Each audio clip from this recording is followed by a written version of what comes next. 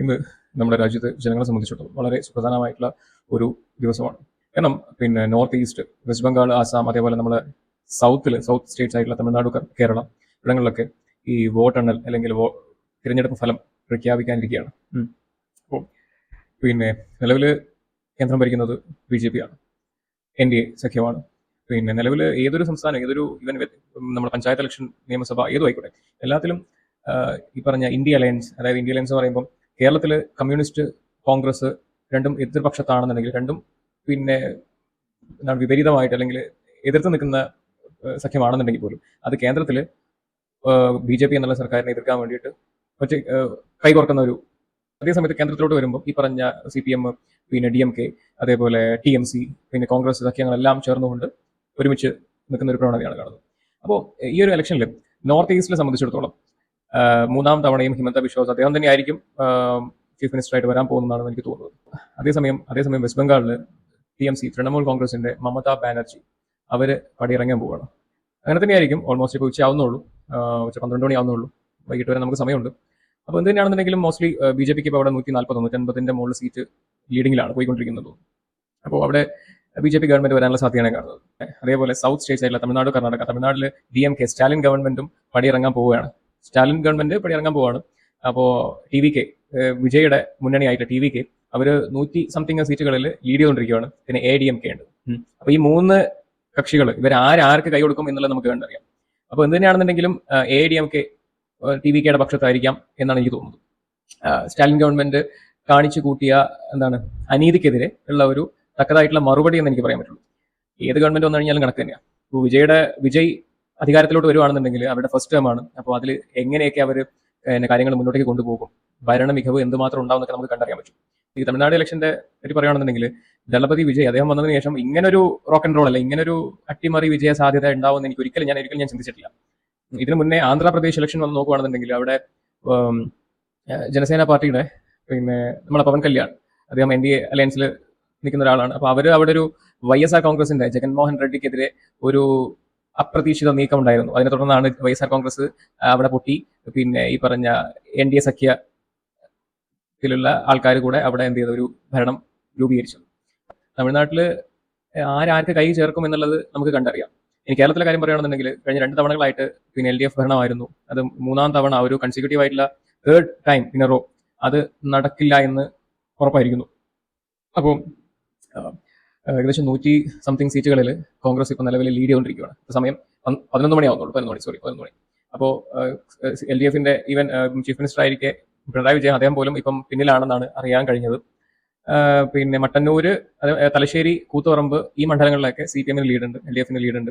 നേമത്ത് മാത്രമേ നിലവിൽ BJPക്ക് അക്കൗണ്ട് തുറക്കാൻ സാധിക്കുകയുള്ളൂ എന്നാണ് എനിക്കൊരു തോന്നുന്നത്. അവിടെ രാജീവ് ചന്ദ്രശേഖരനാണെന്ന് അദ്ദേഹം തോന്നുന്നു. അതെ. അപ്പോൾ അവിടെ മാത്രമേ അവർക്ക് BJPക്ക് ലീഡുള്ളൂ. ബാക്കി പറഞ്ഞ 100-ലധികം സീറ്റുകൾ ഇപ്പം ലീഡ് ചെയ്തുകൊണ്ടിരിക്കുന്നത് കോൺഗ്രസ് ആണ്. ഒന്ന് നോർത്ത് ഈസ്റ്റ് സംസ്ഥാനങ്ങളെ പറ്റി പറയുകയാണെന്നുണ്ടെങ്കിൽ വെസ്റ്റ് ബംഗാൾ, അതിനപ്പുറമുള്ള ആസാം, ഈ പറഞ്ഞ 2 സംസ്ഥാനങ്ങളിലും ഞാൻ ആഗ്രഹിക്കുന്നത് അവിടെ ഒരു BJP ഗവൺമെന്റിന്റെ വരണതാണ്. പിന്നെ കുറെ പേര് എന്നെ സംഖ്യയാക്കാൻ വരും, അതെനിക്ക് നോക്കേണ്ട ആവശ്യമില്ല. കാരണം എന്താ വെച്ച് കഴിഞ്ഞാൽ നിലവിൽ ഞാൻ ഈ പറഞ്ഞ സംസ്ഥാനങ്ങളിൽ പോയതാണ്. പല കാര്യങ്ങൾക്ക് വേണ്ടിയും ഞാൻ അവിടെ അലഞ്ഞു തിരിഞ്ഞ് കാര്യങ്ങൾ നല്ല രീതിയിൽ പഠിച്ച ഒരാളാണ്.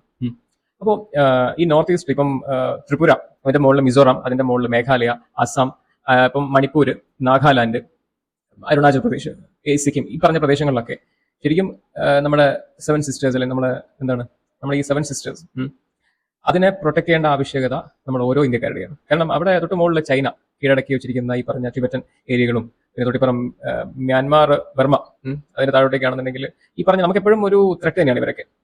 ബർമ, അതേപോലെ ബംഗ്ലാദേശ് പറയാൻ മറന്നു. ബംഗ്ലാദേശും, ബർമ, ഈ പറഞ്ഞ ചൈന, പാകിസ്ഥാൻ കൂടെയുണ്ട്. കാരണം പാകിസ്ഥാൻ പറയാൻ കാരണം നേപ്പാൾ വഴി പല തീവ്രവാദികൾ, ഈ പറഞ്ഞ ഭീകരവാദ സംഘങ്ങളും നേപ്പാൾ വഴി ഇന്ത്യയിലോട്ട് പ്രവേശിക്കുന്നതായിട്ട് നമുക്കറിയാവുന്ന കാര്യമാണ്.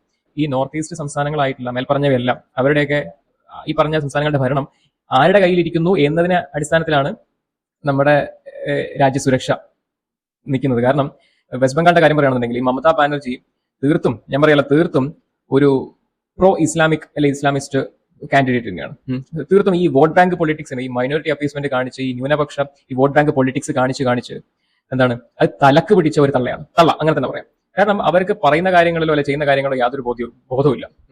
അപ്പൊ ഇതിനെ എതിർക്കാൻ ഇവിടുത്തെ കോൺഗ്രസ് ന്യൂനപക്ഷ വിഭാഗക്കാരൊക്കെ ഉണ്ടാവും. കാരണം അവരെ സംബന്ധിച്ചിടത്തോളം ഇപ്പൊ നിലവിൽ നിങ്ങൾ നോക്കണം, വെസ്റ്റ് ബംഗാൾ എന്ന് പറയുന്ന ഒരു മിനി ബംഗ്ലാദേശാണ്. അതിന് പറയാൻ കാരണം എന്ന് വെച്ച് കഴിഞ്ഞാൽ അവിടെ ഇല്ലീഗൽ മൈഗ്രൻസ് ഒത്തിരി പേരുണ്ട്. ഒത്തിരി പേർ, ലക്ഷക്കണക്കിന് പേര് അവിടെ ഇല്ലീഗൽ മൈഗ്രൻസ് ആയിട്ട്. ഈ വെസ്റ്റ് ബംഗാൾ ഈ ബംഗ്ലാദേശിലേക്കുള്ള ഒരു കോറിഡർ ആയിട്ടുള്ള ഈ വെസ്റ്റ് ബംഗാൾ, അതില് ഈ ഒത്തിരി ഈ പറഞ്ഞ ബംഗ്ലാദേശിൽ നിന്നുള്ള ഇല്ലീഗൽ മൈഗ്രൻസ്, റോഹിംഗ്യാസ് അല്ലെങ്കിൽ ഈ തീവ്രവാദികൾ തന്നെ പറയാം, അങ്ങനെയുള്ള ആൾക്കാർ നമ്മൾ ഇന്ത്യയിലോട്ട് കുടിയേറിയിട്ടുണ്ട്.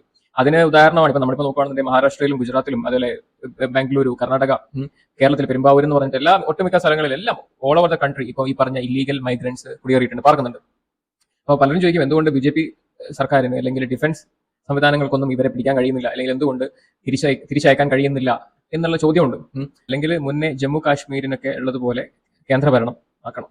അങ്ങനെ ആക്കേണ്ടി വരുമായിരുന്നു. കാരണം അവിടെ നടക്കുന്ന കാര്യങ്ങൾ ഈ മെയിൻലി ഞാൻ പറയാലോ, ഈ മതം, ഈ വോട്ട് ബാങ്കിന് വേണ്ടിയിട്ട്, ഈ വോട്ടിന് വേണ്ടിയിട്ട് ഈ മൈനോറിറ്റി പ്രീണനം നടത്തി അവിടുത്തെ ഹിന്ദു വംശഹത്യ, അങ്ങനെ ഒരു സ്ഥിതിഗതികളിലേക്കാണ് അവിടെ കാര്യങ്ങൾ പോയിക്കൊണ്ടിരിക്കുന്നത്. ഈ മുർഷിദാബാദിലും ഈ പറഞ്ഞ സ്ഥലങ്ങളിലൊക്കെ നടക്കുന്ന കാര്യങ്ങൾ ഒന്നും നിങ്ങൾ നോക്കിയാൽ മനസ്സിലാവും, ന്യൂസിലൊക്കെ നിങ്ങൾ നോക്കിയാൽ മനസ്സിലാവും. ഞാൻ ഈ പറഞ്ഞ നോർത്ത് ഈസ്റ്റ് സംസ്ഥാനങ്ങളിലൊക്കെ യാത്ര ചെയ്തിട്ടുണ്ട്, നല്ല രീതിയിൽ തന്നെ കാര്യങ്ങൾ പഠിച്ചുകൊണ്ടാണ് ഞാൻ പറയുന്നത്. അവിടേക്ക് എന്ന് പറഞ്ഞാൽ മൈനോറിറ്റി അപ്പീസ്മെന്റ് അതിന്റെ ഇറ്റ്സ് പീക്ക് എന്ന് നമുക്ക് പറയാം.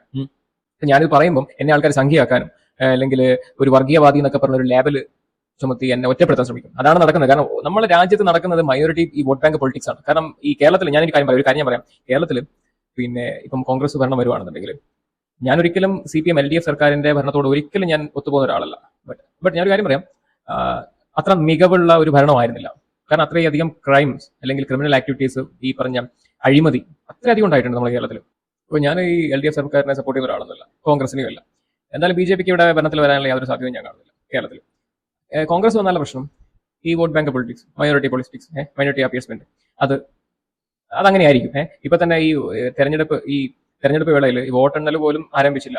ഈ വോട്ടെടുപ്പ് കഴിഞ്ഞതിന് ശേഷം അപ്പത്തേക്ക് തന്നെ ഇവിടെ മുഖ്യമന്ത്രി ചർച്ചയും, പിന്നെ കേരളത്തിനെ ഈ എറണാകുളം, പിന്നെ ആലപ്പുഴ, മലപ്പുറം, കോഴിക്കോട് ജില്ലകളെ വീണ്ടും വിഭജിക്കണം എന്ന് പറഞ്ഞിട്ട് ഒരു വിഭാഗം ആൾക്കാർ, പിന്നെ ഉപമുഖ്യമന്ത്രി സ്ഥാനം മുസ്ലിം ലീഗിന് വേണം, അല്ലെങ്കിൽ മുഖ്യമന്ത്രിയായിട്ട് കുഞ്ഞാലിക്കുട്ടി വേണം എന്നൊക്കെ പറഞ്ഞിട്ട് ഇവിടെ ആൾക്കാർ അങ്ങോട്ടും ഇങ്ങോട്ടും അടിപിടിയാണ്.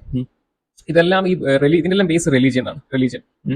ഇപ്പം കേരളത്തിന്റെ ഈ റിലീജിയസ് പിന്നെ ഗ്രോത്ത് അല്ലെങ്കിൽ റിലീജിയസ് ചാർട്ട് പെർസെന്റേജ് നിങ്ങൾ നോക്കുകയാണ്, റേഷ്യോ നിങ്ങൾ നോക്കുകയാണെന്നുണ്ടെങ്കിൽ മെജോറിറ്റി ഹിന്ദു ആണ്, പിന്നെ മുസ്ലിംസ്, അതിനുശേഷം ക്രിസ്ത്യൻസ്, അങ്ങനെയാണ് വരുന്നത്. അപ്പോൾ ഇവിടെ ഞാൻ പറയാം, ഈ കോൺഗ്രസ് ഭരണത്തിലെത്തി കഴിഞ്ഞാൽ അധികാരം തീർത്തും ഈ പറഞ്ഞ ന്യൂനപക്ഷ വിഭാഗക്കാരുടെ കയ്യിലായിരിക്കും. ഇപ്പം ഭരണ മികവ് അല്ലെങ്കിൽ കുറച്ചും കൂടെ വളരെ ഇപ്പം ജനങ്ങളോടൊക്കെ കുറച്ചും കൂടെ മെച്ചപ്പെട്ട സമീപനം ആയിരിക്കാം. ജനങ്ങളോടൊക്കെ കുറച്ചും കൂടെ മെച്ചപ്പെട്ട അല്ലെങ്കിൽ ഒരു സൗമ്യമായിട്ടുള്ള സമീപനമായിരിക്കാം ഈ സർക്കാർ ഉദ്യോഗസ്ഥരിൽ നിന്നോ അല്ലെങ്കിൽ ഈ പറഞ്ഞ പോലീസ് സേനയിൽ നിന്നോ അങ്ങനെ ഒരു മാറ്റം നമുക്ക് കാണാൻ കഴിഞ്ഞേക്കാം. കാരണം ഉമ്മൻചാണ്ടി സർക്കാർ അല്ലെങ്കിൽ ആ സമയത്തൊക്കെ ഉണ്ടായ സമയത്ത്, അതിന് മുന്നേ ഒക്കെ ആണെന്നുണ്ടെങ്കിൽ നമ്മൾ കേരള പോലീസ് എല്ലാവരും അത്യാവശ്യം നല്ല രീതിയിൽ കോപ്പറേറ്റ് ചെയ്ത് പോകുന്ന, അത്രയും സഹകരിച്ചു പോകുന്ന വളരെ അങ്ങനെയുള്ള ഒരു സിസ്റ്റം ആയിരുന്നു അന്നൊക്കെ. LDF സർക്കാർ വന്നതിന് ശേഷമാണ് ശരിക്കും പറഞ്ഞാൽ പോലീസിലൊക്കെ ഈ ക്രിമിനലുകളുടെ എണ്ണം വർദ്ധിച്ചത്, അതേപോലെ ഈ ക്രിമിനൽ ആക്ടിവിറ്റീസ് ഒക്കെ പൊടുങ്ങനെ മേൽപോട്ട് പോയത്. അപ്പൊ എനിക്ക് ആകെ പറയാൻ പറ്റുന്നത് കുറച്ചും കൂടെ മെച്ചപ്പെട്ട ഒരു അഴിമതി നമുക്ക് പറയാൻ പറ്റില്ല. എല്ലാ രാഷ്ട്രീയക്കാരും അഴിമതി നടത്തുന്നുണ്ട്. അഴിമതി നമുക്ക് പറയാൻ പറ്റില്ല. ബട്ട് ഈ പറഞ്ഞ ഈ ഒരു മേ ബി ഒരു സമാധാനപരമായിട്ടുള്ള ഒരു എൻവയോൺമെന്റ് ആയിരിക്കാം നമ്മൾ കേരളത്തിൽ ഉണ്ടാവാൻ പോകുന്നത്. ബട്ട് എനിക്ക് തോന്നുന്നില്ല. കാരണം സപ്പോസ് ഇവിടെ LDF പരാജയപ്പെടുകയാണെന്നുണ്ടെങ്കിൽ ഉറപ്പായിട്ടും LDF അവരുടെ അക്രമ രാഷ്ട്രീയ സ്വഭാവം പുറത്തെടുക്കാനുള്ള സാധ്യതയുണ്ട്. 2010 കാലഘട്ടത്തിലൊക്കെ ഉണ്ടായിരുന്ന വെട്ടുകുത്ത്, ബോംബേർ, ഇങ്ങനെയുള്ള സംഗതികളൊക്കെ ഉണ്ടാകാനുള്ള സാധ്യത ഞാൻ കാണുന്നുണ്ട്. ഈ തുടർഭരണ കാലയളവിലൊന്നും അധികം അങ്ങനെയും ഈ രാഷ്ട്രീയ കൊലപാതകങ്ങളോ വെട്ടും കുത്തും ബോംബേറോ അങ്ങനെയൊന്നും കേട്ടിട്ടുണ്ടായിരുന്നില്ല. ബട്ട് എനിക്ക് കേൾക്കാനുള്ള സാധ്യത ഞാൻ കാണുന്നുണ്ട്. പിന്നെ ഞാൻ പറഞ്ഞു, ഭരണം വന്നു കഴിഞ്ഞാൽ, കോൺഗ്രസ് ഭരണം വന്നു കഴിഞ്ഞാൽ അത് ഈ ന്യൂനപക്ഷക്കാർക്ക് വേണ്ടി മാത്രം ഒരുക്കി വെക്കുന്ന ഒരു സംഗതിയായിട്ട് മാറും. ഒരു സംശയമില്ല. LDF ആണെന്നുണ്ടെങ്കിൽ UDF ആണെന്നുണ്ടെങ്കിൽ രണ്ടുപേരും ഈ ന്യൂനപക്ഷങ്ങളെ പ്രീതിപ്പെടുത്തിക്കൊണ്ട് വോട്ട് നേടാനുള്ള തിടുക്കപ്പാടിലാണ്.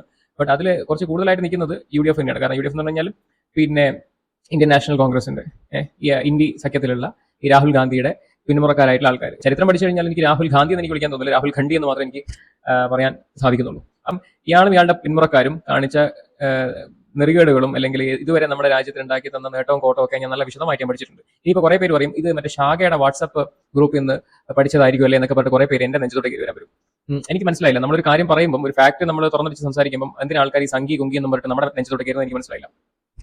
കേന്ദ്രം ആയിക്കോട്ടെ അല്ലെങ്കിൽ നമ്മുടെ നിയമസഭ തെരഞ്ഞെടുപ്പിലായിക്കോട്ടെ, UDF സർക്കാർ വന്നു കഴിഞ്ഞാൽ അവർ കൂടുതലും ടാർഗറ്റ് ചെയ്യുന്നത് ഈ ന്യൂനപക്ഷങ്ങളെ പ്രീതിപ്പെടുത്തുക എന്നുള്ള ഉദ്ദേശത്തോടെയാണ്. അതിനോടൊട്ടും ഞാൻ യോജിച്ചു പോകുന്ന ഒരാളല്ല. ഇനിയിപ്പോൾ ഇവിടുത്തെ KC വേണുഗോപാൽ, രമേശ് ചെന്നിത്തല, VD സതീശൻ, സുധാകരൻജി, ഈ പറഞ്ഞ ആൾക്കാരെല്ലാം കൂടെ ചേർന്നുകൊണ്ട് ചെയ്യുന്നത് മൈനോറിറ്റി പൊളിറ്റിക്സ്, അവരെ പ്രീതിപ്പെടുത്തിക്കൊണ്ട് ഈ ഹൈന്ദവ അല്ലെങ്കിൽ ഹിന്ദു പിന്നെ മതവിശ്വാസികളെയൊക്കെ ഒറ്റപ്പെടുത്താനും അല്ലെ അവരെ ഒന്ന് ചവിട്ടാനുള്ള സാധ്യത ഞാൻ കാണുന്നുണ്ട്. കാരണം അതാണ് നടക്കാൻ പോകുന്നത്. അതാണ് നടക്കാൻ പോകുന്നത്. നിങ്ങൾ നോക്കിക്കും, ഈ കോൺഗ്രസോ കമ്മ്യൂണിസ്റ്റോ ആരോ ആയിക്കോട്ടെ, നിങ്ങളൊക്കെ ഈ ന്യൂനപക്ഷ പ്രീണന രാഷ്ട്രീയം കാണിച്ച് നമ്മുടെ രാഷ്ട്രത്തെ നശിപ്പിക്കുക ചെയ്യുന്നത്. രാഷ്ട്ര സുരക്ഷയെ ഭീതിയിലാഴ്ത്തും വിധം ആണ് നിങ്ങൾ ചെയ്തുകൊണ്ടിരിക്കുന്നത്. അത് നിങ്ങൾക്ക് ഇപ്പം മനസ്സിലാവില്ല. കുറച്ച് കാലം കഴിയുമ്പോൾ ഈ ന്യൂനപക്ഷം മെജോറിറ്റി ആകുമ്പോൾ, ന്യൂനപക്ഷം ഭൂരിപക്ഷം ആവുന്ന സമയത്ത് നിങ്ങൾക്ക് മനസ്സിലാക്കാം. കാരണം ഞാനിത് പറയാൻ കാരണം, നമ്മൾ മറ്റുള്ള സംസ്ഥാനങ്ങളിലും ബംഗ്ലാദേശിലും അഫ്ഗാനിസ്ഥാനിലും ഇറാനിലും UK, കാനഡ, അമേരിക്ക പോലുള്ള ഈ പറഞ്ഞ എല്ലാ സ്ഥലങ്ങളിലും നടക്കുന്ന കാര്യങ്ങളെ ബന്ധിപ്പിച്ചുകൊണ്ട് അല്ലെങ്കിൽ അവിടെ നടക്കുന്ന കാര്യങ്ങളെല്ലാം വിശകലനം ചെയ്തുകൊണ്ടാണ് ഞാൻ ഈ പറഞ്ഞ സംഗതി പറയുന്നത്. ഇത് ഞാൻ മാത്രമല്ല, ഇന്ന് പല ആൾക്കാരും സോഷ്യൽ മീഡിയ വഴി അവർ അഭിപ്രായം രേഖപ്പെടുത്തുന്നുണ്ട്. ഞാനൊരാൾ മാത്രമല്ല, എല്ലാവർക്കും തോന്നുന്നൊരു കാര്യം തന്നെയാണ്. ഇത് തന്നെയാണെന്നുണ്ടെങ്കിലും ഒരു ചരിത്രത്തിലെ ഒരു പ്രധാനപ്പെട്ട ഒരു ദിവസമാണ്. കാരണം വെസ്റ്റ് ബംഗാൾ, ആസാം, അതുപോലെ തമിഴ്നാട്, കേരളം ഈ പറഞ്ഞ സംസ്ഥാനങ്ങളിലെ നിയമസഭാ ഇലക്ഷൻ റിസൾട്ട് വരാനിരിക്കെ എന്താവുന്ന ഒരു പിടിവില്ല. അതിന്റെ ആഫ്റ്റർ എഫക്ട് എന്താവുന്നുള്ളത് പോലും നമുക്കറിയില്ല.